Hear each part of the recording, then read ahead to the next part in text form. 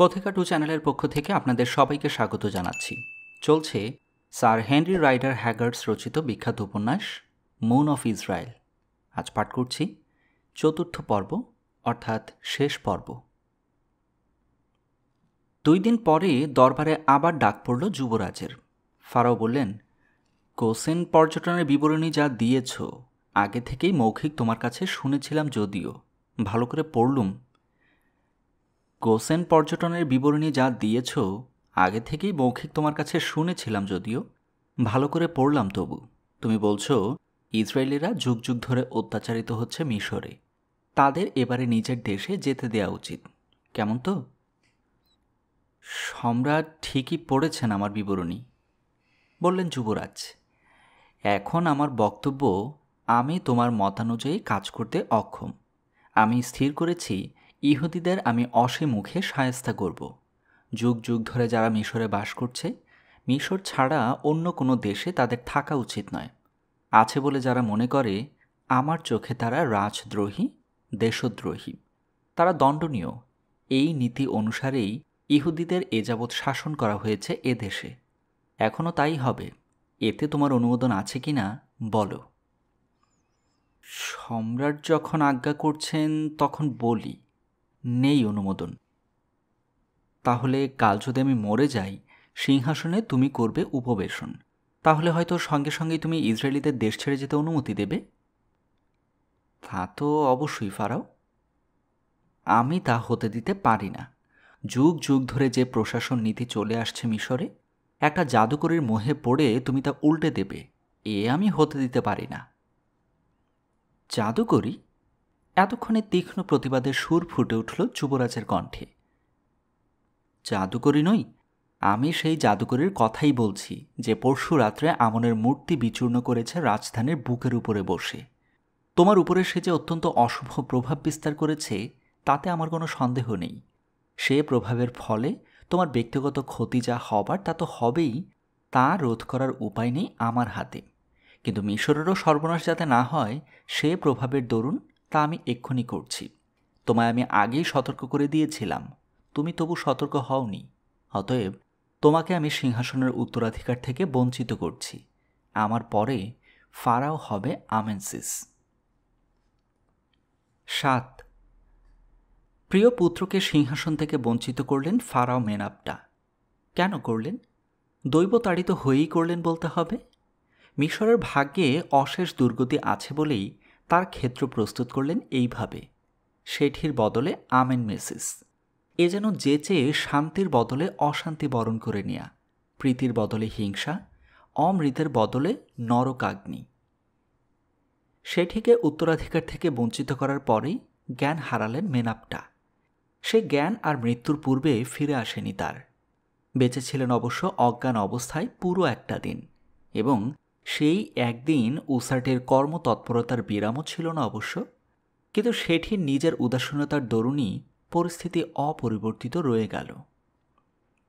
উসাটি চেয়েছিলেন সৈন্যবাহিনীর এবং অভিজাত বর্গের সাহায্য নিয়ে ফারাওয়ের আদেশ তিনি নাকচ করিয়ে দেবেন। সে প্রয়াসে শেঠির অনুমোদন থাকত যদি, আমেনমেসিসকে বন্দী বা নির্বাসিত করা কঠিন হতো না। কারণ জনসমাজের সর্বস্তরে শেঠির জনপ্রিয়তা অসাধারণ। তার একটি মাত্র ইঙ্গিতে আমেনমেসিস ফুৎকারে উড়ে যেত মিশরের সীমানার বাইরে। কিন্তু যুবরাজ নিষ্পৃহ। পিতৃ আজ্ঞার বিরোধিতা করব না।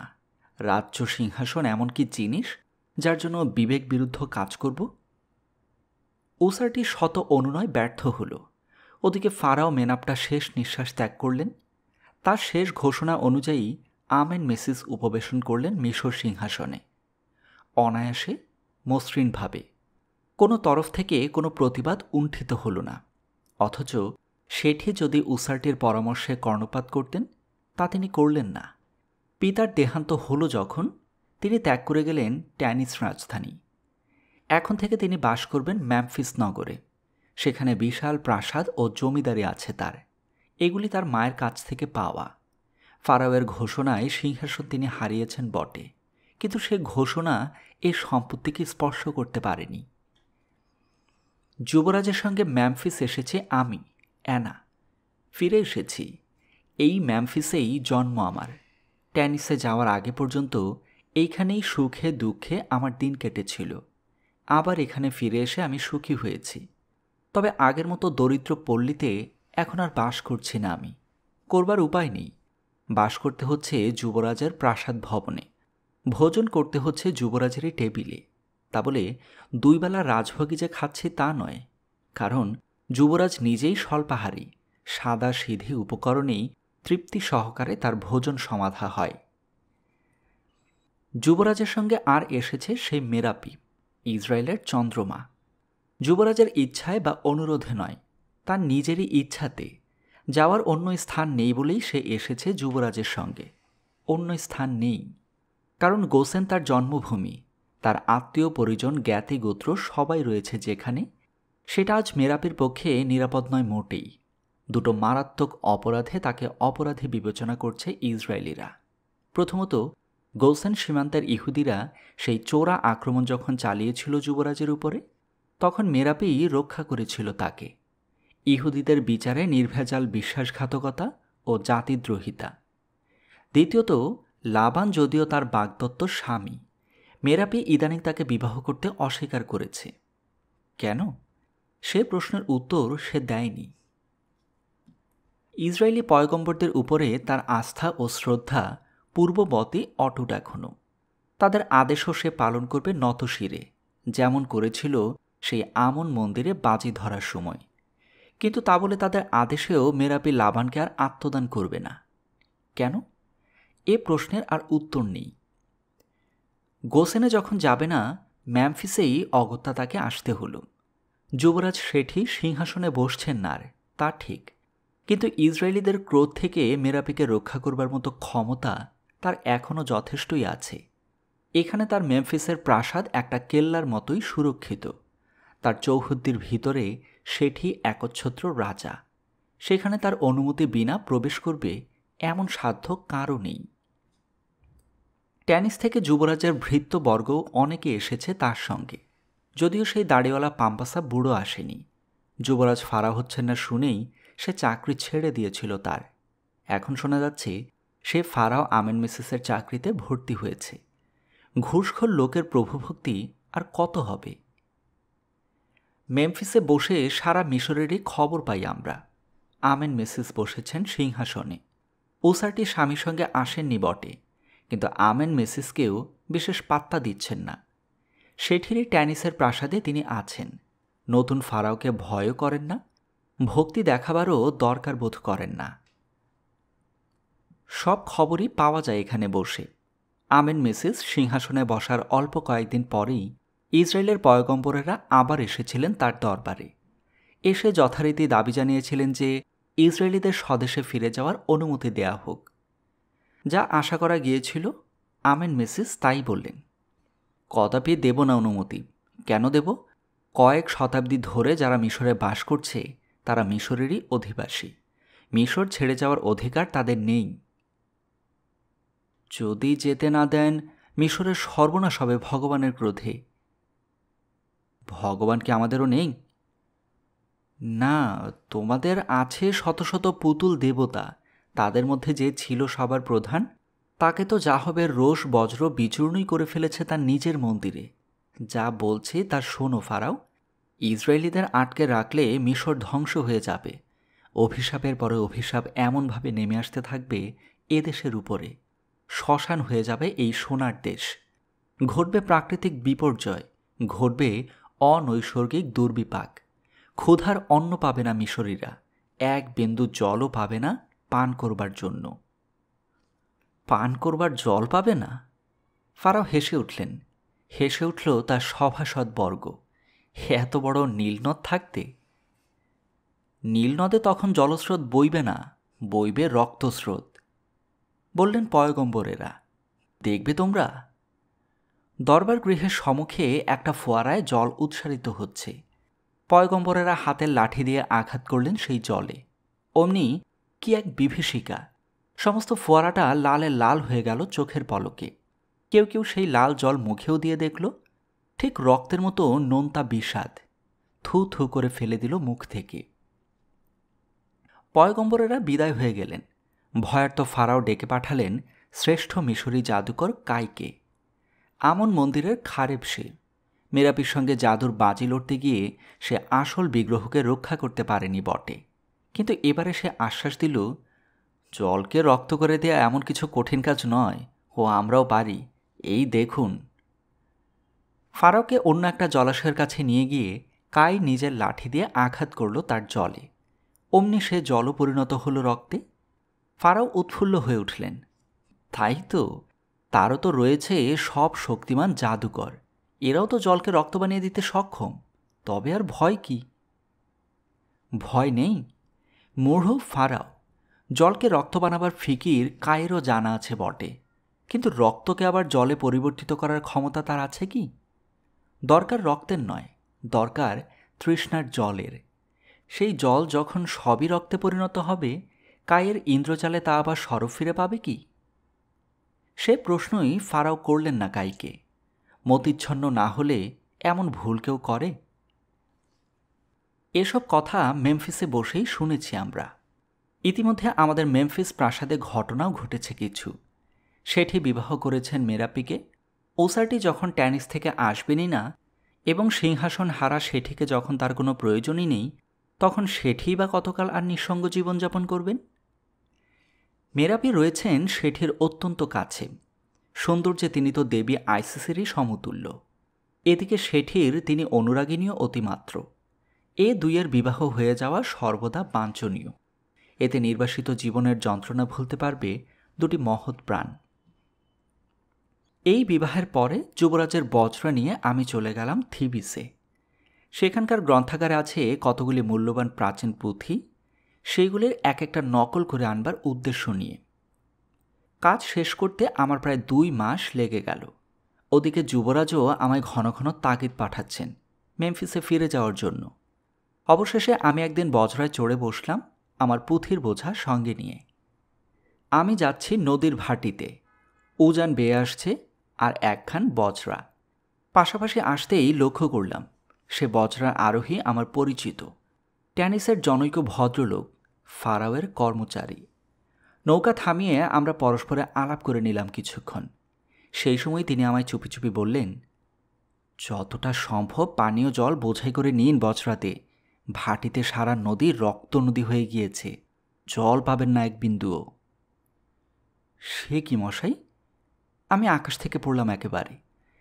ইসরায়েলি পয়গম্বরদের অভিশাপের কথা শোনেননি? তারা সময় দিয়ে গিয়েছিল 2 চাঁদ। ঠিক 2 চাঁদ পরে সারা দেশে সব জল রক্ত হয়ে গিয়েছে। কাল সারাদিন 1 ফোঁটা জল খেতে পাইনি। এই একটু আগে রক্তের রাজ্য পেরিয়ে এলো আমরা বজ্রা। দেখুন নৌকার গায়ে রক্ত, আমার নিজের পোশাকে রক্তের ছিট, মাল্লাদের বসনেও তাই। কিন্তু নদীর এই অংশে তো রক্তের চিহ্ন নেই, এর কারণ কি তাহলে? আমি জিজ্ঞাসা করলাম ভদ্রলোককে। বলতে পারবো না, তবে রক্ত বন্যাটা ধীরে ধীরে এগুচ্ছে। বজ্রার গতির চেয়ে তার বেগ মন্থর। আর মজা দেখুন, রক্তটা এগুচ্ছে নদীর স্রোতের উল্টো মুখে, উজানে। কিসের জোরে এগুচ্ছে তা বুঝি না। একটু থেমে তিনি আরও বললেন, সারা পথ জেলেদের হাহাকার শুনতে শুনতে আসছি। জলের মাছ রক্তের ভিতর বাঁচবে কেমন করে? সারা নদী মরা পচা মাছে ভর্তি, দুর্গন্ধে বমি আসে। রাজকর্মচারীটি বজ্রা চালিয়ে দিলেন। আমি মাল্লাদের বললাম সমস্ত জলপাত্র জলে পূর্ণ করে নিতে। তারা আদেশ পালন করল বটে, কিন্তু যেভাবে আমার দিকে চাইতে লাগলো তাতে মনে হলো যে আমাকে পাগল ঠাউরেছে তারা। বজ্রা আমরাও চালিয়ে যাচ্ছি। অল্প দূরেই দেখা পেলাম সেই রক্ত নদীর লাল রেখাটা এগুচ্ছে উজানের পানে, ধীরে হলেও নিশ্চিতভাবে এগুচ্ছে। হতবুদ্ধিকর দৃশ্য, এপাশে কালো জল, ওপাশে লাল রক্ত, মাঝখান দিয়ে সুচিহ্নিত একটি সীমারেখা। আর সেই সীমারেখা যেন চোখের সামনেই একটু একটু করে উজান হটে যাচ্ছে। আর মাছগুলোর কি রুদ্ধশ্বাস দৌড়! রক্তের এলাকা পেরিয়ে নির্মল জলে পালাবার জন্য কি তাদের আকুলি বিকুলি! মেমফিসে পৌঁছলাম। এখানে আরেক আশ্চর্য অভিজ্ঞতা। সারা মেমফিসে সব জল রক্ত হয়ে গিয়েছে, কিন্তু যুবরাজ শেঠের প্রাসাদে সব জল আগের মতোই নির্মল, স্বাভাবিক। এর রহস্যের কারণও জানতে পারলাম যুবরাজের মুখ থেকেই। জ্যাবেজ এসেছিল মেরাপের কাকা। ইসরায়েলি পয়গম্বরদের আশীর্বাদ এনেছিল যুবরাজের জন্য। তারা বলে দিয়েছিলেন, যুবরাজ, তুমি ইসরায়েলিদের উপরে ন্যায্য ব্যবহার করতে চেয়েছিলে, সুপারিশ করেছিলে যে তাদের ফিরে যেতে দেয়া হোক তাদের নিজের দেশে। সে সুপারিশ যে অগ্রাহ্য হয়েছে সেটা তোমার দোষ নয়। অগ্রাহ্য হওয়ার ফলে জাহবের কোপে তিলে তিলে ধ্বংস হবে মিশর। কিন্তু সে ধ্বংসের গ্রাস থেকে তুমি যুবরাজ শেঠি, তুমি রেহাই পেতে থাকবে বরাবর। জ্যাভেজ এই বার্তাই শুধু বহন করে আনেনি, শেঠি যাতে রেহাই পান তার পাকা ব্যবস্থাও করে গিয়েছে। প্রাসাদের ক্ষেত খামারের চারিদিকে সে ঘুরে ঘুরে বেরিয়েছে মন্ত্র উচ্চারণ করে করে আর মন্ত্রপুত জল ছিটিয়ে ছিটিয়ে। বলে গিয়েছে যে যুবরাজের অধিকৃত এলাকায় জাহবের কোনো অভিশাপ, কোনো অশুভ প্রভাবই সঞ্চারিত হবে না কোনো দিন। প্রত্যক্ষ প্রমাণ এ প্রাসাদে জলের স্বাভাবিক অবস্থা। জলের বিকৃতি 7 দিন স্থায়ী হল। পয়গম্বরেরা বলেও ছিলেন 7 দিনের কথা। তারপর কিছুদিন সব শান্ত। হঠাৎ ওই পয়গম্বরেরা আবারও দেখা দিলেন ফারাওয়ের দরবারে। এখনও তুমি যেতে দাও ইসরায়েলিদের, তা নইলে নতুন এক অভিশাপ নেমে আসবে অচিরে। গতবারে টের পেয়েছ যে তেষ্টার জলের অভাবে কি কষ্ট হয় মানুষের, এবারে টের পাবে খিদের যন্ত্রণা। এখনও দাও অনুমতি। দেব না, গর্জন করে উঠলেন ফারাও। কি যেন এক দুর্দান্ত জেদ চেপে গিয়েছে তার। ইসরায়েলিদের কিছুতেই ছাড়বেন না তিনি। কি করবে তারা? জাদুমন্ত্রের খেল দেখিয়ে রাজশক্তিকে পরাজিত করবে? তা যে করা যায় না। হাতে হাতে তা ওদের দেখিয়ে দেবেন ফারাও আমেনমেসিস। তিনি কাইকে ডেকে কড়া নির্দেশ দিলেন, তোমার সকল বিদ্যে ঝালিয়ে নাও, এই সময় রুখতেই হবে ইসরায়েলিদের জাদুর শক্তি। কাই তো প্রতিজ্ঞায় কল্পতরু একেবারে। তরাজ প্রতিশ্রুতি দিয়ে দিল মিশরে কোনো উৎপাতই সে হতে দেবে না। অতঃপর তোড়ঝড়ও শুরু করে দিল নানা আধা ধর্মীয় অনুষ্ঠানের ভেতর দিয়ে।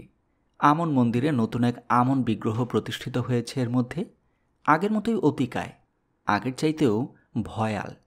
সেই মূর্তির আশেপাশে সেই মূর্তিকেই কেন্দ্র করে তার যা কিছু ক্রিয়াকলাপ।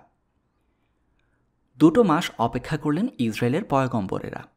তারপর মিশরের উপরে নেমে এলো আকাশজোড়া পঙ্গপালের ঝাঁক। সূর্য ঢেকে ফেলল সেই পঙ্গপালের মেঘ। দিন দুপুরে সারা পৃথিবী অন্ধকার। মাটিতে যখন নেমে এলো ওই কালো পতঙ্গেরা, ক্ষেতের ফসল খেয়ে শেষ করল তারা। বড় বড় গাছকে করে ফেলল নিষ্পত্র। একটা শীষ রইল না কোনো ঘাসের ডগায়। জনগণ হাহাকার করতে লাগল। সারা বৎসরের খাদ্য তাদের পঙ্গপালের উদরে চলে গেল কয়েক দিনের মধ্যে। কিন্তু আশ্চর্য দেখো, মেমফিস শহরে যুবরাজ শেঠের প্রাসাদ উদ্যানে একটি পঙ্গপাল নামেনি।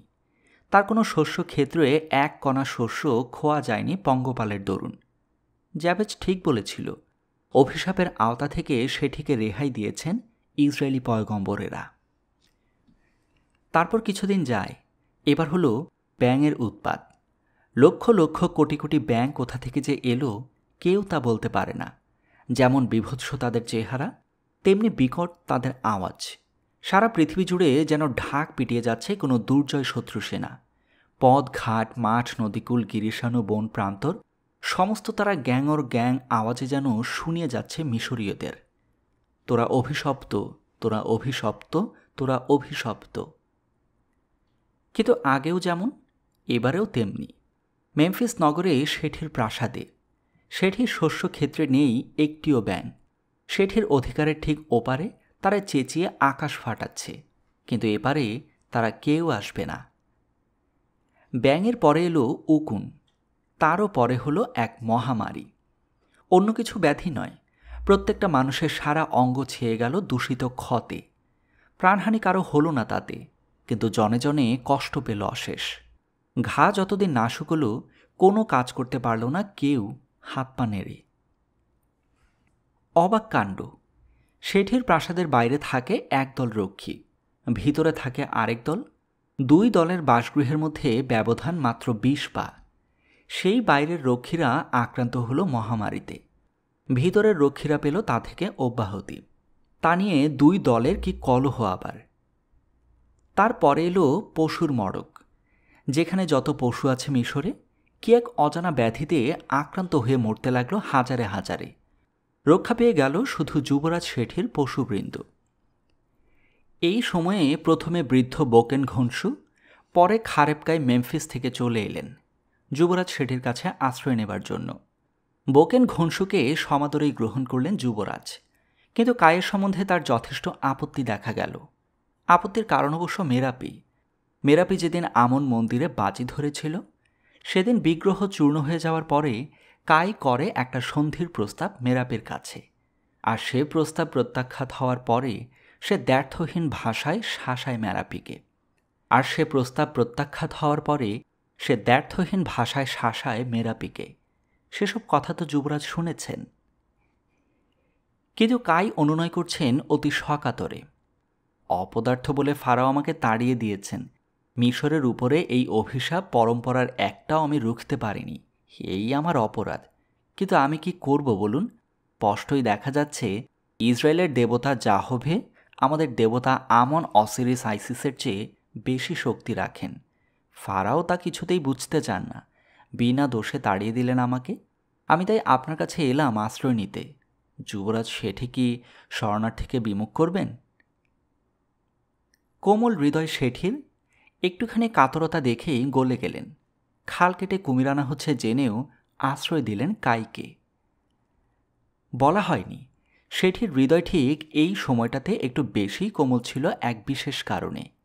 ইসরায়েল চন্দ্রমা মেরাপি তার কয়েকদিন আগে একটি পুত্র উপহার দিয়েছেন শেঠিকে। 8 এরপরে সারা মিশরে নেমে এলো নিবিড় অন্ধকার। দিবারাত্রি ভেদ জ্ঞান হারিয়ে ফেললে মানুষ। আকাশে না দেখা দেয় সূর্য, না ওঠে একটা নক্ষত্র। ভয়ার্ত মিশরীরা তার স্বরে ডাকছে তাদের বহু দেবতার মধ্যে কাউকে না কাউকে। বাড়ি থেকে বেরোবার সাহসও নেই তাদের। তবে হ্যাঁ, সূর্য চন্দ্রহীন আকাশের নিচেও শেঠির বাড়িটা কি এক রহস্যময় আলোকে যেন উদ্ভাসিত।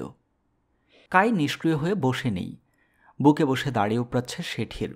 গোপনে গোপনে সে খেপিয়ে তুলছে মেমফিসবাসীদের। এই যে নরকের অন্ধকারে আচ্ছন্ন সারা পৃথিবী, এর ভিতরেও সে অনায়াসে সারা শহর টহল দিয়ে বেড়াচ্ছে। প্রতি গৃহে ঢুকে মানুষকে বোঝাচ্ছে যে পরপর এই যে এতগুলি দৈবী উৎপাত ঘটে গেল মিশরের উপর দিয়ে, এর জন্য দায়ী আর কেউ নয়, যুবরাজ শেঠির আশ্রিতা ওই ইহুদিনী জাদুকরী মেরাপি। ইসরায়েলরা যাকে ডাকে ইসরায়েলের চাঁদ বলে। মনে নেই ওই মায়াবিনী ইহুদিনী আমন মন্দিরে ঢুকে বিচূর্ণ করেছিল আমনরার বিগ্রহ? ওর জাদুর কাছে আমরা সব শিশু মাত্র। এই যে অনন্ত অন্ধকারের রাজত্ব চলছে মিশরে, এর প্রতিকারের বিদ্যে মিশরের কোনো জাদুকরের নেই। এর অবসান ঘটাতে পারে একমাত্র ওই নারী। তোমরা সবাইকে যুবরাজ শেঠিকে যদি বলো। কি যে বলতে হবে যুবরাজকে, তার ধৈর্য ধারণ করে শুনল না মেমফিসবাসীরা। দল বেঁধে তারা বেরিয়ে পড়ল মশাল হাতে নিয়ে। শেঠির প্রাসাদের দ্বারে দাঁড়িয়ে চিৎকার করতে লাগল, এ আধারের অবসান করুন, আমরা পাগল হয়ে গেলাম এর দরুন। শেঠি স্তম্ভিত। কে অবসান করবে এ অন্ধকারের? প্রশ্ন করলেন অলিন্দে দাঁড়িয়ে। করবেন তিনি, যার মন্ত্র বলে এতগুলো দৈব দুর্বিপাকের হাত থেকে আপনার প্রাসাদ অক্ষত দেহে বেরিয়ে এসেছে। জলের বদলে আমরা খেয়েছি রক্ত। আপনার প্রাসাদের বাসিন্দাদের জল রক্তে পরিণত হয়নি। লাখে লাখে ব্যাঙ ডেকেছে সারা মিশরে, আপনার জমিতে তারা ডাকেনি। পঙ্গপালে উজাড় করেছে আমাদের শস্যক্ষেত্র, আপনার একটি কণা ফসল খোয়া যায়নি।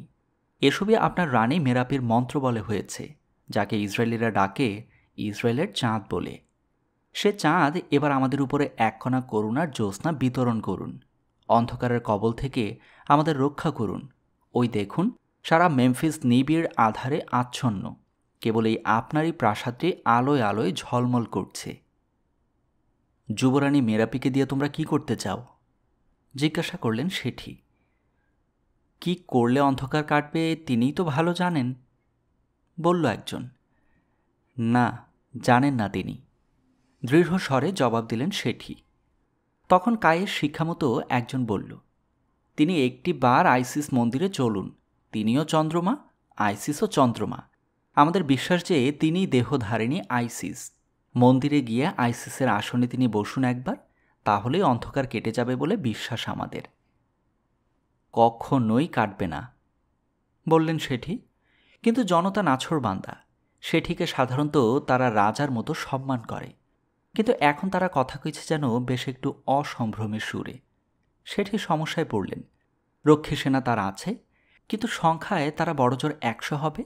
ওদিকে সারা মেমফিস এসে একত্র হয়েছে তার দ্বার দেশে। ওরা যদি উগ্র হয়ে ওঠে, মেরাপিকে যদি জোর করেই নিয়ে যেতে চায় আইসিস মন্দিরে, ওদের তাড়িয়ে দেওয়ার শক্তি সে রক্ষী সেনার হবে না। এই সমস্যার মুহূর্তে পরামর্শ চাইলেন তিনি বিজ্ঞ বৃদ্ধ বোকেন ঘনশুর কাছে। বোকেন ঘনশু বললেন, যুবরানীর ক্ষতি কি হতে পারে আইসিস মন্দিরে গেলে? বরং না গেলে ওই ক্রুদ্ধ জনতা অনেক কিছু ক্ষতি করতে পারবে তার, আপনার ও আমাদের সবাইয়ের। আমার বিবেচনায় ওরা একবার যাওয়াই ভালো। মেরাপের নিজের ঘোরতর অনিচ্ছা। আমি পৌত্তলিক নই, আইসিস নাম্নী কোনো দেবীর অস্তিত্বে আমার বিশ্বাস নেই। আমি কেন যাব তার মন্দিরে তারই ভূমিকা অভিনয় করতে, বিশেষত আমার শিশুপুত্রকে নিয়ে? কিন্তু শেঠির বিপদটা উপলব্ধি করলেন মেরাপি, তাই ঘোরতর অনিচ্ছাতেও তিনি রাজি হলেন শেষ পর্যন্ত যেতে। জনতা আনন্দ রোলে 10 দিক কম্পিত করে সপুত্র মেরাপিকে নিয়ে চলল আইসিস মন্দিরে। একই প্রচণ্ড ভিড়, তার উপর নিবিড় অন্ধকার। আমাকে আর বোকেন ঘনশুকে সঙ্গে নিয়ে শেঠিও মেরাপির সঙ্গে সঙ্গে প্রাসাদ থেকে বেরিয়েছিলেন। কিন্তু সিংহদ্বারের বাইরে পা দেয়া মাত্রই অন্ধকারে দিকভুল হয়ে গেল আমাদের।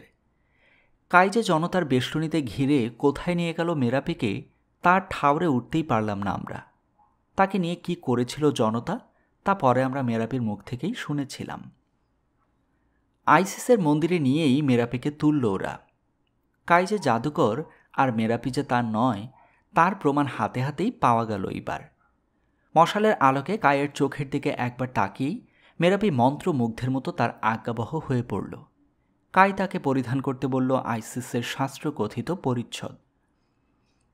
আমরা যখন অবশেষে মন্দিরে পৌঁছলাম, সারি সারি মশালে মন্দিরের ভিতরটা আলোকিত। আইসিসের সিংহাসন থেকে দেবীর প্রস্তর বিগ্রহ অপসারিত হয়েছে, তার জায়গায় বসানো হয়েছে দেবী বেশিনী মেরাপিকে। শুধু তাই নয়, তার কোলে তার পুত্রও রয়েছে, আইসিস পুত্র হোরাসের বেশে সজ্জিত।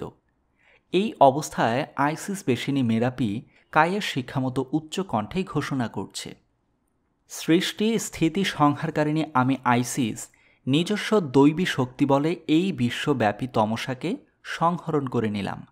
দিবালোকে ফুটে উঠুক এইবার।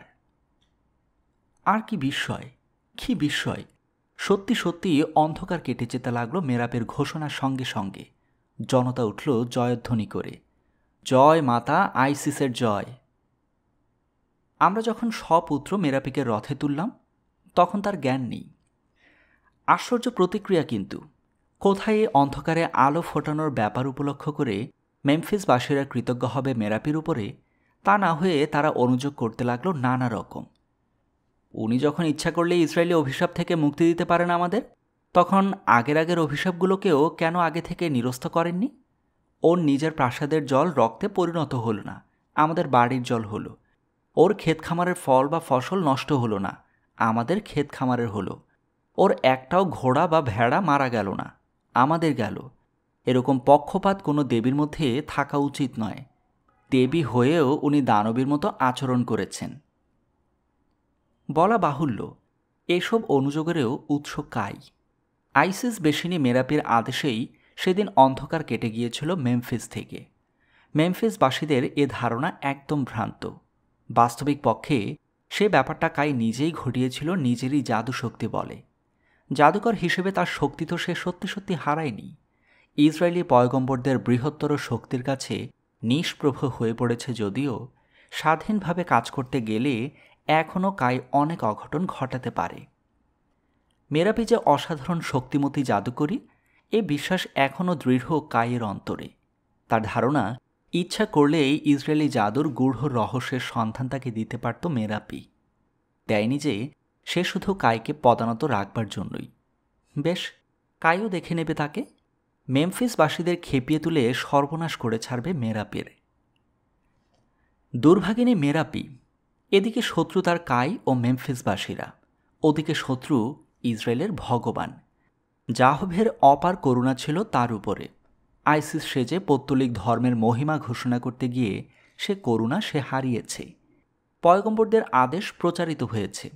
আগের আগে সব অভিশাপ থেকে মেরাপির স্বামী নিষ্কৃতি পেয়েছে, যদিও আসন্ন যে অভিশাপ অচিরেই মিশরের উপর নেমে আসতে যাচ্ছে তা থেকে আর নিস্তার পাবে না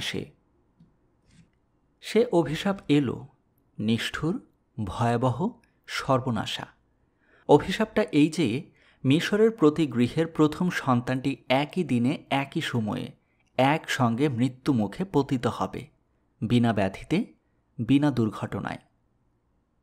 এলো অভিশাপ, একই দিনে একই মুহূর্তে একান্ত অকারণে মারা পড়ল মিশরের প্রতি গৃহের প্রথম সন্তান। সেই সঙ্গে মেরাপিরও প্রথম সন্তান অকস্মাৎ ঢলে পড়ল মরণের কোলে। শেঠির হৃদয় ভেঙে গেল, মেরাপি হয়ে গেল পাগলের মতো। কিন্তু শেঠির সন্তানই একমাত্র রাজবংশধর নয়, যাকে গ্রাস করেছিল ইসরায়েলি পয়গম্বরদের শেষ এবং সর্বনাশা অভিশাপ। ফারাও আমেন মেসিসেরও জ্যেষ্ঠ পুত্রকে হতে হয়েছে এই অভিশাপের বলি। আর শুনতে আশ্চর্য লাগবে, সারা দেশের উপর সর্বধ্বংসী ইসরায়েলি অভিশাপের তাতই নৃত্য বারবার পর্যবেক্ষণ করেও পাষাণ হৃদয় বিন্দুমাত্র টলেনি। নিজের সন্তানকে অকস্মাৎ সেই অভিশাপের খড়গে বলিদান হতে দেখে সে একেবারে ভেঙে পড়ল নৈরাশ্যে। কেন আমি শেঠির সুপারিশকে সমর্থন করিনি তখন? কেন সিংহাসনে বসবার পরে নিজের দেশে চলে যেতে দেইনি ইহুদিদের? তাহলে তো বারবার খণ্ডপ্রলয় নেমে আসতে পারত না মিশরের বুকে, ধনে প্রাণে সর্বশান্ত হতো না মিশরী জনগণ। এইসব হলো এখন আমেন মেসিসের মুখের বুলি প্রতি মুহূর্তে। মিশরী জনগণেরও বিপুল একটা অংশ এই মতই পোষণ করতে শুরু করলো এবার। ছেড়ে দাও ওদের, ওদের ধরে রাখতে গিয়ে সর্বনাশ হলো মিশরের। যা কোরা, নিজেদের মরুদেশে গিয়ে স্বর্গসুখ পায় যদি, তাই ওদের পেতে দাও। এবার যখন ইসরায়েলি পয়গম্বরেরা দরবারে এলেন তাদের পুরনো দাবি উত্থাপন করতে, তখন মন্ত্রী সভাসদ বর্গের সঙ্গে পরামর্শ করে ফারাও বললেন, বেশ, আর আমি আপত্তি করব না তোমাদের প্রস্তাবে, যেতে পারো তোমরা মিশর ছেড়ে।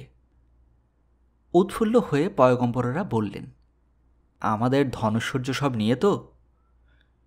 কি আর এমন ধনৈশ্বর্য তোমরা সঞ্চয় করেছ এদেশে? তোমাদের কাছে তার মূল্য যতই হোক, মিশরীদের চোখে তা তুচ্ছ। নিয়ে যাও, নিয়ে যাও তোমাদের শস্য ভাণ্ডার, তোমাদের পশুপাল, তোমাদের আর যা কিছু আছে সব। বিদায় হও তোমরা, আমরা স্বস্তির নিঃশ্বাস ফেলে বাঁচি। পয়গম্বরেরা আশীর্বাদ করে বিদায় নিলেন। বলে গেলেন, আমরা 20 দিনের মধ্যেই চলে যাচ্ছি মিশর ছেড়ে। এবার যে ফারাওয়ের সম্মতি আদায় হবে তা আমরা আগে থেকেই জানতাম, তাই আমাদের জনগণকে আমরা প্রস্তুত থাকতেই বলেছি। তারা মোটঘাট বেঁধে তৈরিই আছে। 3 দিন পরে আর একটিও ইসরায়েলি থাকবে না মিশরে। পয়গম্বরেরা বিদায় হলেন। এই নতুন পরিণতির কথা ট্যানিসবাসীদের জানাবার জন্য বিশেষ করে এক দরবার আহ্বান করলেন আমেন মেসিস। অভিজাত বর্গের সঙ্গে এতে আমন্ত্রিত হয়ে এলেন সাধারণ নাগরিকদের প্রতিনিধিরাও। আমেন মেসিস প্রথমে সবার সম্মুখে এক বিশদ বিবরণ খাড়া করলেন বিগত দ্বাদশ অভিসম্পাতের। মিশর যে এখন সর্বশান্ত, রিক্ত, তার জীবনী শক্তি যে ধাপে ধাপে ক্ষয় হতে হতে এখন প্রায় শূন্যের কোঠায় নেমেছে, ওইসব বিপর্যয়ের দরুন এসব বুঝিয়ে দিলেন সবাইকে। খেদ করে বললেন, কি বলবো তোমাদের, আমি যেন চোখ মেলেই ঝাঁপ দিয়েছি আগুনে। কি এক দুর্বার শক্তি যেন আমার ইচ্ছার বিরুদ্ধে আমার মুখ দিয়ে বলিয়ে নিয়েছে। দেব না যেতে। হয়তো তা আমার স্বার্থ বুদ্ধি, হয়তো তা আমার পূর্বজন্মের পাপের ফল। মেনাপটা আমায় রাজ্য সিংহাসন দিয়ে গিয়েছিলেন শুধু এই উদ্দেশ্যেই যে আমি ইসরায়েলিদের স্বদেশে প্রত্যাবর্তনের দাবি কখনো মঞ্জুর করব না। হয়তো সেই মৃত ফারাওয়ের আজ্ঞাই আমাকে বাধ্য করেছে এই সর্বনাশা নীতির অনুসরণে। আত্মবিলাপ শেষ করে আমেন মেসিস এবার ভবিষ্যতের কথা তুললেন। 10টা অভিশাপেই মিশর বিধ্বস্ত হয়ে গিয়েছে একেবারে। এখনও যদি ইসরায়েলিদের সঙ্গে আমরা বিরোধ চালিয়ে যেতে থাকি, তাহলে ওরা হয়তো জাদুর বলে নীল নদটাই ভরাট করে দেবে বালি দিয়ে, অথবা হয়তো ভূমধ্য সাগরটাকে আকর্ষণ করে আনবে মিশরের বুকের উপরে। এই ভয়েই আমি এবার অনুমতি দিয়েছি যে ওরা যেথা ইচ্ছা চলে যেতে পারে এদেশ ছেড়ে। আশা করি এতে তোমাদের অনুমোদন আমি পাব। সমবেত মিশরীরা আর কি বলবে? পূর্ব ইতিহাস ফারাও যা বর্ণনা করলেন তাও তাদের জানা। আবার ভবিষ্যৎ আশঙ্কার কথা তিনি যা আজ শোনালেন তাও তাদের ধারণার বাইরে নয়। তারা সর্বসম্মতিক্রমেই ফারাওকে জানিয়ে দিল তিনি যা ব্যবস্থা করেছেন তাতে তাদের সবারই সমর্থন আছে। কিন্তু এর পরেই নতুন সুর বেজে উঠল সভাস্থলে। আসন ছেড়ে উঠে দাঁড়ালেন মিশরের রাজকন্যা যুবরানী উসারটি। তিনি পুরোপুরি সমর্থন করতে পারলেন না আমেন মেসিসকে। তার বক্তব্য হলো এই যে ইসরায়েলিরা যেতে চায় যখন চলে যাক, ওরকম দুর্বৃত্ত জাতি দেশে না থাকে যদি তাতেই দেশের মঙ্গল, কিন্তু তারা সমস্ত ধনৈশ্বর্য সঙ্গে নিয়ে যাবে এ কেমন কথা? কয়েক শতাব্দী আগে যখন তাদের পূর্বপুরুষেরা নিজের দেশে খেতে না পেয়ে এদেশে এসে আশ্রয় নিয়েছিল তখন কি তারা সঙ্গে এনেছিল কোনো ধন বা ঐশ্বর্য? জীর্ণচির ছিল তাদের পরিধানে, উদরপূর্ণ ছিল শুধু হাওয়ায়। সেই তারা খেয়ে পরে চকচকে হয়ে উঠেছে যুগ যুগ ধরে, বংশবৃদ্ধি করেছে কল্পনাতীত দ্রুত বেগে, মালিক হয়েছে জমি জিরাত, ঘোড়া ভেড়া, বাড়ির ও খামারের। কোথায় পেল? দিয়েছে এই মিশর। থাকত যদি এদেশের শান্তিপ্রিয় নাগরিকের মতো সেসব অবশ্যই ভোগ করত, কিন্তু চলে যখন যাচ্ছে তখন কি অধিকারে নিয়ে যাবে সেসব? 10-10টা অভিশাপে মিশরের অন্য সব জমি জ্বলে গিয়েছে, যায়নি কেবল গোসেনের জমি। মিশরের সব প্রদেশের পশুপাল হয়েছে নির্মূল, হয়নি কেবল গোসেনের। এখন তো মিশরীদের চাইতে ইসরায়েলিদের অবস্থা ভালো।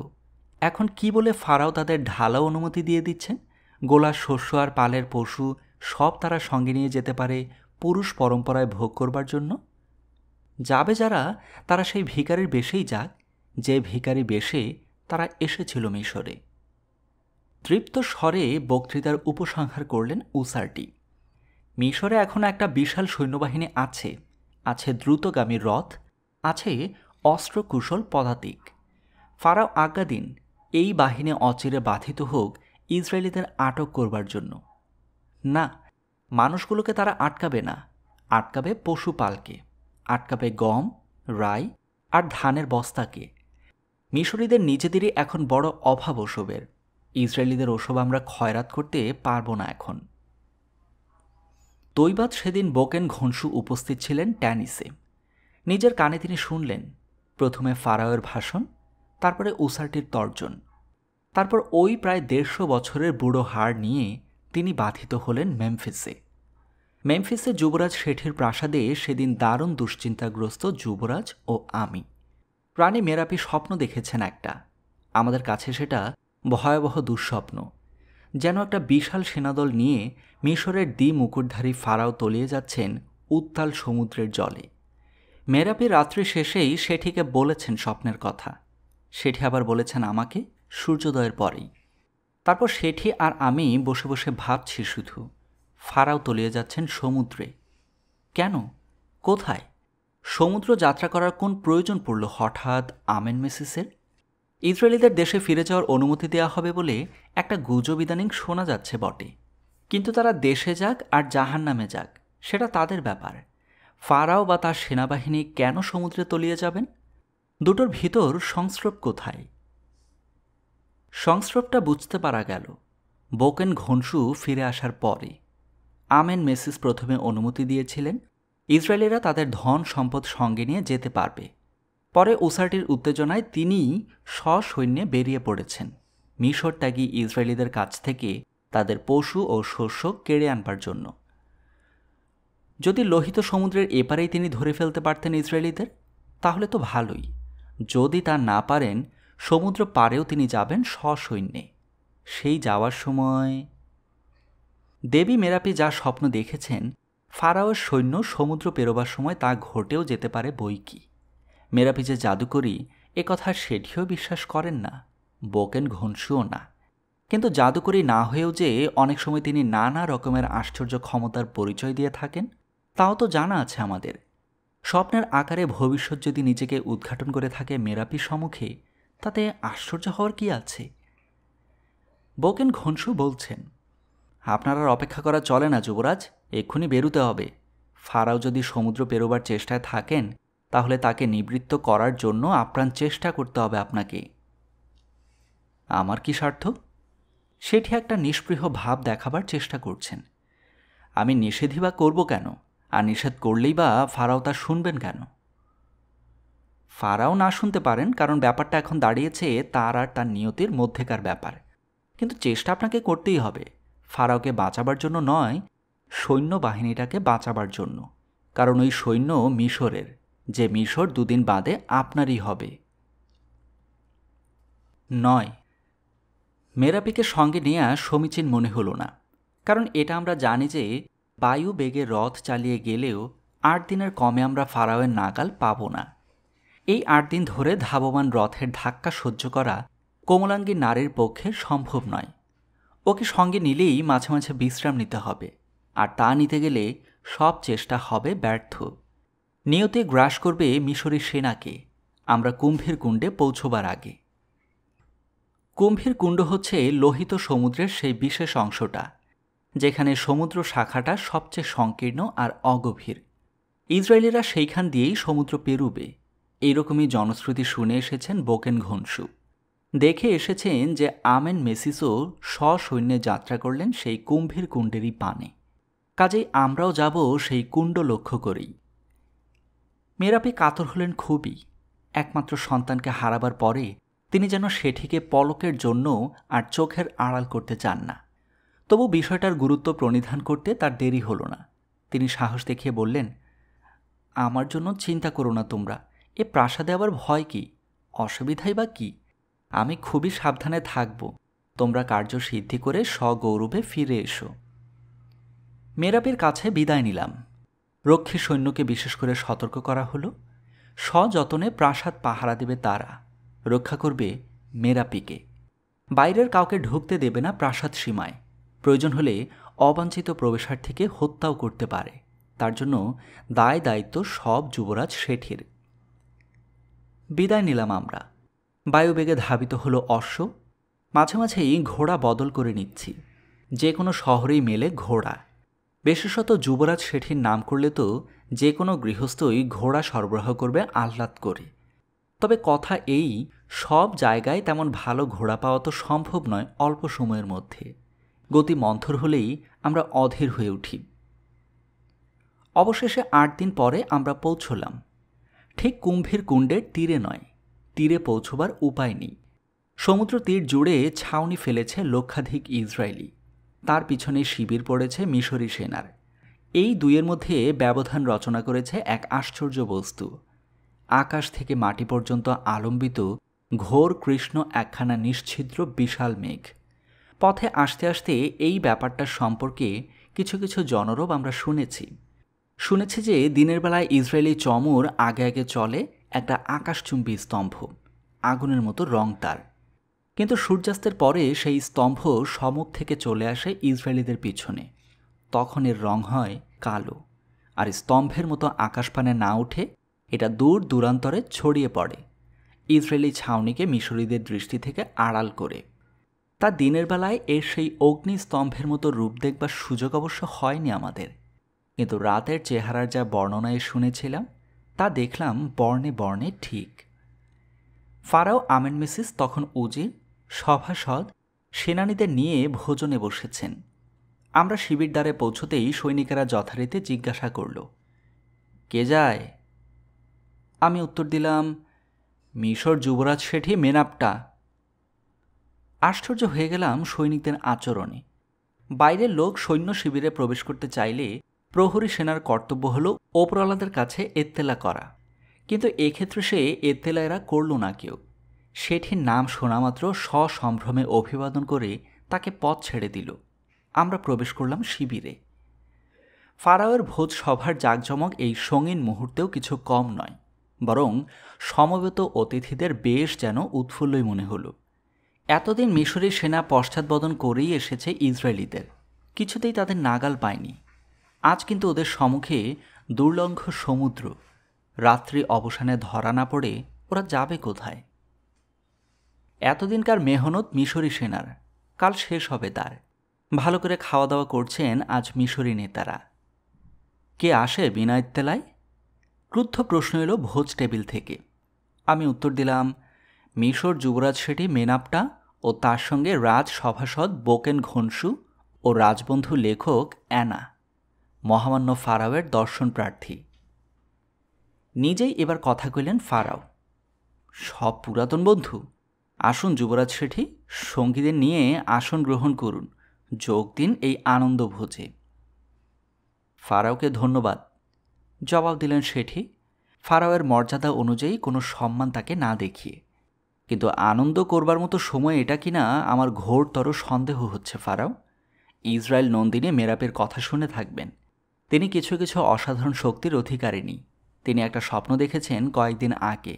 স্বপ্নটা এই যে ইসরায়েলিদের অনুসরণ করতে গিয়ে মিশরের ফারাও সসৈন্যে ডুবে মরেছেন অতল সমুদ্রে। এই স্বপ্নের বৃত্তান্ত শোনামাত্র আমি যাত্রা করেছি মেমফিস থেকে।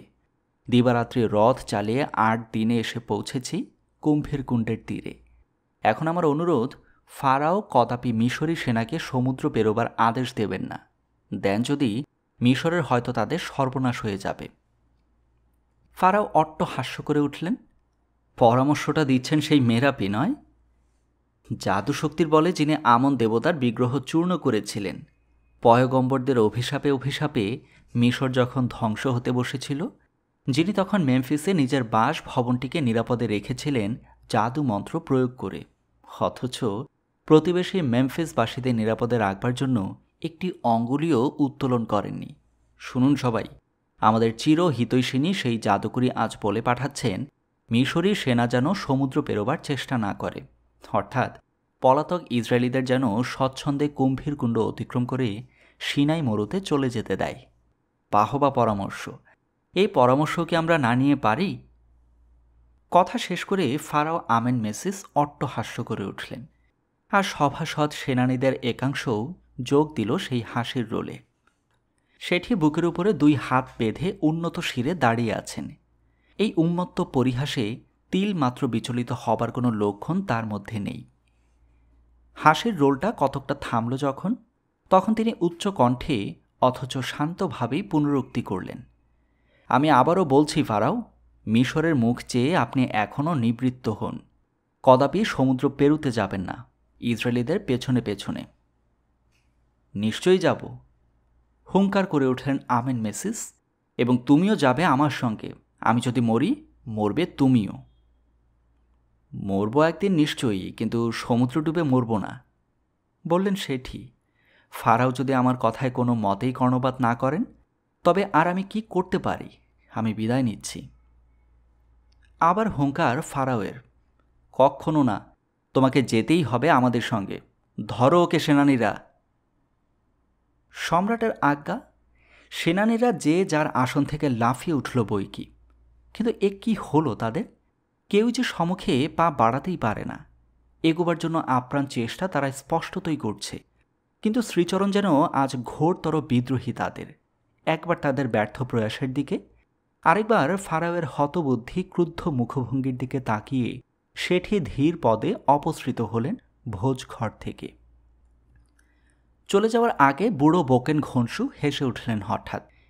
এ পর্যন্ত 5-5টা ফারাওকে আমি দেখেছি মিশরের সিংহাসনে, এই কিন্তু প্রথম দেখলাম এমন এক ফারাওকে যার আজ্ঞা পালন করবার মতো সৈনিক মেলে না। ভোজ সভায় যে বিতণ্ডা হয়েছিল ফারাও আর শেঠির মধ্যে, তা কি আর কানে যায়নি সৈনিকদের? শেঠিকে বেরিয়ে আসতে দেখে কেউ তারা হয়তো পথ ছেড়ে দিল অভিবাদন করে, কেউ বা হয়তো এগিয়ে এলো যেন কিছু বলবার মতলবে। শেষ পর্যন্ত অবশ্য বলল না কেউ কিছুই, কিন্তু হাবে ভাবে প্রত্যেকে এটা স্পষ্ট বুঝিয়ে দিল যে ইসরায়েলিদের অনুসরণ করে সমুদ্র পেরোনোর ব্যাপারে বিন্দুমাত্র আগ্রহী নয় তারা। কয়েকদিন যাবৎ রাতেও বিশ্রাম করিনি আমরা, বসে বসে ঝিমিয়েছি ধাবমান রথের উপরে। আজ আর রথের ধাবন কুর্দনের কোনো প্রয়োজন নেই। রাত্রি প্রভাতে কি ঘটে এই কুম্ভীর কুণ্ডের তীরে, তাই দেখবার জন্য আমরা বসে রইলাম নিশ্চল রথে। সেনা শিবির থেকে বেশি দূরে আমরা যাইনি, যদিও এ সম্ভাবনার কথা সারাক্ষণ আমাদের অন্তরে জাগরুক ছিল যে গভীর নিশীতে হয়তো ফারাওয়ের তরফ থেকে একটা চেষ্টা হবে আমাদের হত্যা করবার জন্যই। সে আকাঙ্ক্ষা সত্ত্বেও আমরা নিকটেই আছি, কি ঘটে তাই দেখবার জন্যই আছি। রাত দুপুর, একটা ঝড় বইছে। ঝড়টা এলো পূব দিক থেকে। এত প্রবল সে ঝড় যে রথের আড়ালে আমাদের শুয়ে পড়তে হলো, দাঁড়িয়ে বা বসে থাকতে না পেরে। হঠাৎ সে ঝড় আবার থেমেও গেল, আর থেমে যাওয়ার সঙ্গে সঙ্গেই শোনা গেল নানা রকম বিকট আওয়াজ আর বহু কণ্ঠের চিৎকার। চিৎকার আসছে মিশরি শিবির থেকেও বটে, মেঘ জবনিকার অন্তরালবর্তী ইসরায়েলি ছাউনি থেকেও বটে। তারপর সারা পৃথিবী দুলে উঠল একবার, যেন ভূমিকম্প হচ্ছে। যারা চিৎকার শুনে উঠে দাঁড়িয়েছিল তারা সে কম্পনে হুমড়ি খেয়ে মাটিতে পড়ে গেল উপুর হয়ে। আকাশে চাঁদ উঠছে তখন, সে চাঁদের রং রক্তের মতো রাঙা। সেই চাঁদের আলোতে আমরা দেখলাম ফারাওয়ের সমগ্র বাহিনী সমুদ্রের দিকে এগিয়ে যাচ্ছে। যুবরাজ আমার হাতখানা আঁকড়ে ধরে আছেন। আমি নিজের মনেই বললাম, কোথায় ওরা যায় কোথায়? যুবরাজ বললেন, যায় নিয়তির সঙ্গে সাক্ষাৎ করতে। কি সে নিয়তি কে বলবে এক্ষুনি? আর কোনো কথা কইলাম না কেউ, বড় ভয় করছে যেন। রাত্রির প্রভাত হলো অবশেষে। তখন যে ভয়াবহ দৃশ্য আমাদের চোখে পড়ল, মানুষের চোখ আগে কখনো দেখেনি তেমন।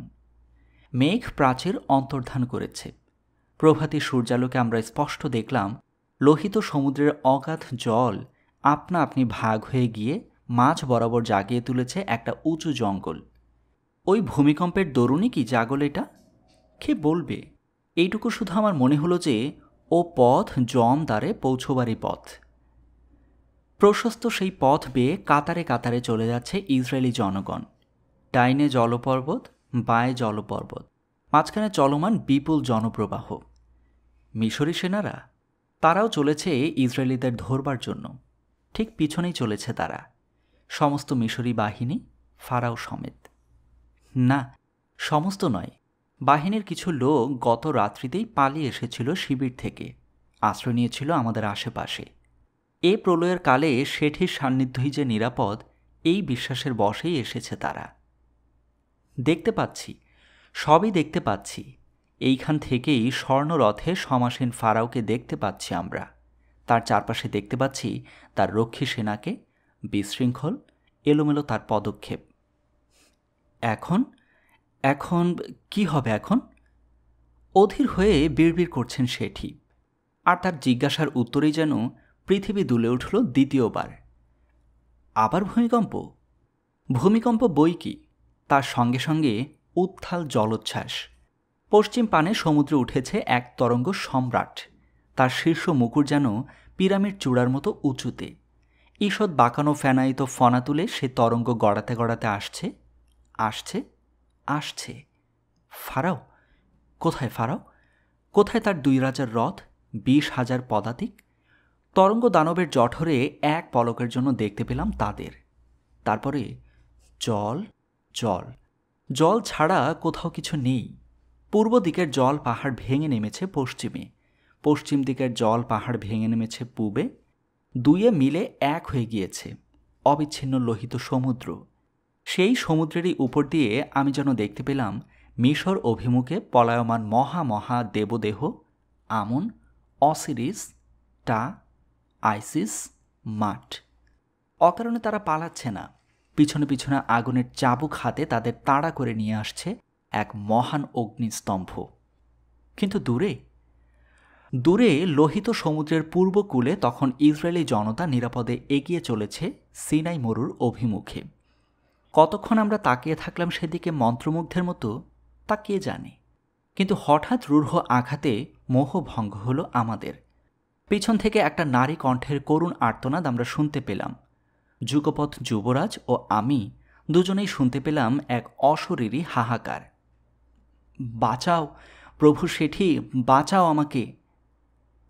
চমকে পিছন ফিরলাম দুজনেই, কেউ কোথাও নেই। কিন্তু ও কণ্ঠস্বর তো আমাদের ভুল হবার উপায় নেই। ও আর্তনাদ মেরাপির। 8 দিন পথেই কাটল আমাদের। বায়ু বেগে ঘোড়া ছুটিয়েছি দিবারাত্রি। মেরাপি, মেরাপি? কি হলো ইসরায়েল চন্দ্রমা মেরাপির? কেন আমরা দেখতে পেলাম তার অশরীরী ছায়ামূর্তি? কেন শুনলাম তার করুণ আর্তনাদ? পারব কি আমরা সময় মতো পৌঁছতে? পারব কি তাকে রক্ষা করতে? বৃদ্ধ বোকেন ঘনশু বলছেন, ওই পামর জাদুকর কাই কিছু করেছে তার। বায়ু বেগে ছুটেছে আমাদের রথ, তবু আমরা দেখছি জনরব ছুটছে আমাদেরও আগে আগে। যে কোনো জায়গায় ঘোড়া বদলাবার জন্য থামছি আমরা। দলে দলে মানুষ ঘিরে ধরছে আমাদের। সর্বত্রই একই প্রশ্ন সকলের মুখে। ফারাও নাকি সসৈন্যে ডুবে গিয়েছেন লোহিত সমুদ্রে? দেখলাম তো সেই রকমই, উত্তর দিচ্ছি আমরা। বায়ুবেগে রথ ছুটল দিবারাত্রি, 8 দিন পুরো। অবশেষে মেমফিসে সিংহদ্বার রুদ্ধ। আমরা সবলে পদাঘাত করলাম সেই দ্বারে। ভিতর থেকে প্রশ্ন করল প্রহরী, কে তোমরা? সপারিষদ ফারাও শেঠি, অকম্পিত কণ্ঠে উত্তর দিলেন বৃদ্ধ বোকেন ঘনশু। শেঠি ফারাও? ফারাও তো আমেন মেসিস। ছিলেন আমেন মেসিসই ফারাও। তোমরা কিসের নেশায় বিভোর হয়ে আছো যে সারা মিশর যা শুনেছে তা তোমরা শোনোনি? আমেন মেসিস লোহিত সমুদ্রের তলায়, আজকার ফারাও শেঠি ম্যানাপটা। খোলো দ্বার, খোলো। ঘড়াংঘর শব্দে খুলে গেল বিশাল সিংহদ্বার। শেঠির সম্মুখে নত জানো রক্ষীবৃন্দ, মুখে তাদের জয়ধ্বনি। জীবন, রক্ত, শক্তি, ফারাও ফারাও ফারাও। সারা মেমফিসে প্রচণ্ড কোলাহল। ও কিসের গোলমাল? প্রশ্ন করলেন শেঠি। রক্ষী বলল, এক ইসরায়েলি জাদুকর নাকি ধরা পড়েছে, তাকে পুড়িয়ে মারা হচ্ছে আমন মন্দিরের সম্মুখে, তারই কোলাহল। মারা হচ্ছে? হয়নি তাহলে এখনো? পারব কি সময় থাকতে আমন মন্দিরে পৌঁছতে? বায়ুবেগে রথ ছুটেছে মেমফিসের রাজপথে। কত দূর আর আমন মন্দির? বিরাট অগ্নিকুণ্ড আমন মন্দিরের সম্মুখে। জনতা আজ কাইয়ের আজ্ঞাবহ। কাই বুঝিয়েছে, পরপর ওই যে 10টা অভিশাপে শ্মশান হয়ে গেল সোনার মিশর, সেসব অভিশাপ আসলে এই জাদুকরি মেরাপিরি ইন্দ্রজাল। সব ইসরায়েলি ছেড়ে গিয়েছে মিশর, এ তবু যায়নি। নিশ্চয়ই ও রয়ে গিয়েছে মিশরের আরও কিছু অনিষ্ট করবার জন্য। এই বেলা পুড়িয়ে মারো একে। জনতা মেরাপিকে বেষ্টন করে আছে। এইবার তাকে ধরে আগুনে ফেলে দেবার জন্য তৈরি হল। প্রাণ ভয়ে মেরাপি চেঁচিয়ে উঠল, বাঁচাও প্রভু শেঠি, বাঁচাও আমাকে। আর সে আর্তনাদের রেশ হাওয়ায় মিলিয়ে যেতে না যেতে আমি আর বোকেন ঘনশু হুঙ্কার করে উঠলাম, জীবন, রক্ত, শক্তি, ফারাও ফারাও ফারাও। সন্ত্রস্ত জনতা 2 ভাগ হয়ে গেল চকিতে। রাজরথ ঘর ঘর শব্দে ছুটে এসে পড়ল আমন মন্দিরের সম্মুখে। লাফিয়া নামলেন তা থেকে নবীন ফারাও শেঠি, মেরাপিকে বেষ্টন করলেন বাহু যুগলের আলিঙ্গনে। জীবন, রক্ত, শক্তি, ফারাও ফারাও ফারাও। কাই প্রশ্ন করেছিল, ফারাও তো আমেন মেসিস। বোকেন ঘনশু উত্তর দিয়েছেন, আমেন মেসিসের সমাধি হয়েছে লোহিত সমুদ্রের অতল তলে, কিন্তু ফারাওয়ের আসন শূন্য থাকে না। নতুন ফারাও এই শেঠি মেনাপটা তোমার সম্মুখে। এবার কাই নিঃশব্দে অপসৃত হওয়ার চেষ্টা করছে। শেঠের আদেশে জনতাই তাকে ধরে ফেলল। কি চপলেই জনতার চিত্ত! কায়ের প্ররোচনায় তারা মেরাপিকে অগ্নিকুণ্ডে নিক্ষেপ করতে যাচ্ছিল। এখন শেঠির আদেশে তারাই কাইকে নিক্ষেপ করল অগ্নিকুণ্ডে। মেরাপিকে আমরা প্রাসাদে নিয়ে এলাম, কিন্তু তার স্নায়ু মণ্ডলীতে লেগেছিল প্রচণ্ড আঘাত। 3 দিনের দিন শেঠির কোলে মাথা রেখে শেষ নিঃশ্বাস ত্যাগ করল ইসরায়েল চন্দ্রমা। শেঠির যখন অভিষেক হল মিশর সিংহাসনে, রানীর আসনে উপবেশন করলে তিনি উসারটি, মেরাপি নন। কিন্তু তাতে যে মেরাপির আত্মার ক্ষোভের কারণ হয়েছে কিছু, আমি এনাতো তা মনে করি না। মেরাপি যা চেয়েছিলেন তা তিনি পেয়েছিলেন। সে বস্তু মিশর সিংহাসনের অর্ধাংশ নয়, শেঠির হৃদয় সিংহাসনের উপরে পরিপূর্ণ অধিকার, তা তিনি পেয়েছিলেন। রাজ্য লাভের পরে 6 বৎসর জীবিত ছিলেন শেঠি। এই 6 বৎসরের ভিতর এক মুহূর্তের জন্যও মেরাপি ভিন্ন অপর কাউকে তিনি পত্নী বলে ভাবতে পারেননি।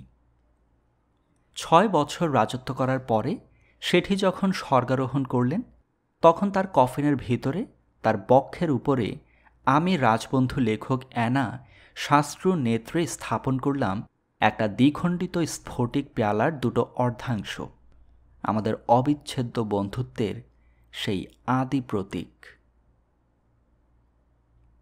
গল্পের সমাপ্তি এখানেই।